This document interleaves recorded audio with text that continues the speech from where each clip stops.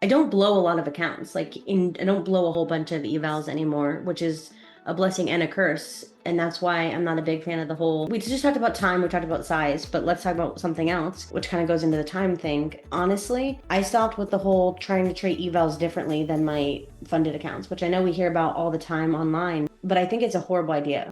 And let's talk positive about the prop firms for a second. Those evals are there for you to practice the skill set. And we know this from our previous trading experience that trading demo money versus trading live money is dynamically different psychologically alone.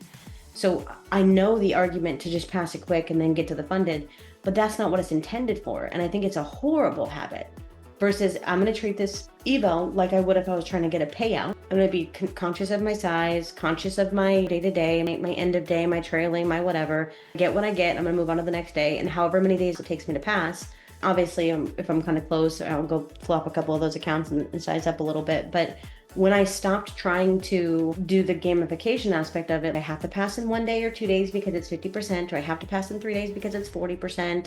When I stopped that psychology, everything else got easier because I was getting the practice in the evals that I needed to apply to the funded accounts, because that's what those are there for, in all fairness. I know the rules are a pain in the butt. They're different on every firm, but stop just trying to pass your evals today. It's there to practice, which I assure you, in your funded account, the psychology is dynamically more. It's harder there than it is in the eval. So if you're not practicing those skill sets in the eval, and then now you get this funded account, well, now you don't have the psychology to back up the fact that you are trading a demo-ish 50K account that you can literally withdraw 5-10 grand on today. The psychology messes with you. Start trading evals like you should be trading.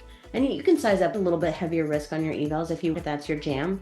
But that was something that was a huge turning point for me, was stop treating evals. I have to pass in 2 days. I have to pass in 3 days if it's 40%. I have to pass in 1 day if it's apex or funded next.